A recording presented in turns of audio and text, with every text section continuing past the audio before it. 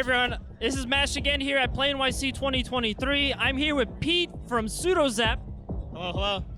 And we are here to talk about Bad Boro, which, if you know the history of our channel, I actually interviewed this game specifically a long time ago when it was called Scrapbringer, but now it is called Bad Boro. And Pete, why don't you tell us a little bit about it?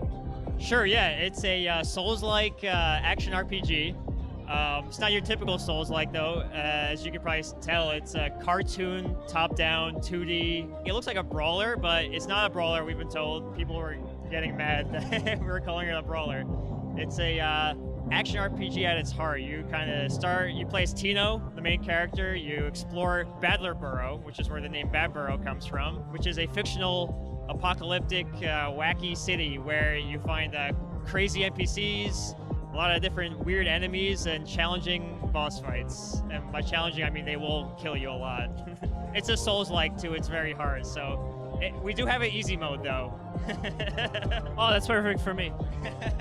So when I originally demoed this, back when it was Scrapbringer, it was like a more of a co-op kind of horde mode.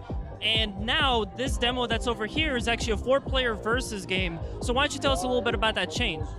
Sure, yeah. It's not really a change, it's more of like an addition.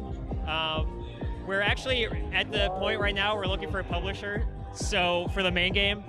And I'm keeping myself busy. So I've got a lot of feedback that multiplayer would be amazing. I always thought that too, so I figured, hey, I have time now, let me create this multiplayer mode. Play NYC was coming up, and I figured a versus mode would be perfect for setting like this.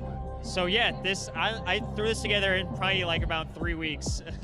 I was just I took the base single player game and kind of had to refactor some code, and I got a lot of inspiration from a game I used to play, I loved playing when I was a kid, Bomberman 64, which had a great multiplayer. And then obviously you'll find like elements of like Smash Bros in here. I basically took the combat from the single player game and kind of tweaked a few things, like especially how you find items. They just kind of randomly spawn in the map. You can run over to pick them up. And yeah, it's so far it's been so good. It looks really good too. And why don't you tell us about who did the art for this and the artwork for it? Because that's one of the things that like just your booth alone here stands out so well because of just how nice like the cityscapes look, the creatures, the enemies, the main characters. Could you tell us a little bit about the art? Yeah. So the art's actually my cousin Conrad. He couldn't make it today, but yeah, he's been working on this. Basically, I reached out to him when he was a senior in high school. I said, hey, you want to make a video game? That summer, 2018, we had like our very, very first demo of Scrapbringer, where the art style was completely different. It was like extremely rough. You fought this like cone-headed boss at the very end. And then ever since, like we've been working on it, almost like four years now, honestly. And the art style has changed. We've kind of developed this like full-on like level. It's like the demo is technically like the first level of the full game. There's like a overworld, a town full of NPCs and a couple of quests to do, and an entire like dungeon with a mini boss and boss. Like you'll find all that in the demo that you can download right now. It came out for Steam Next Fest in June, about a month ago, so check it out.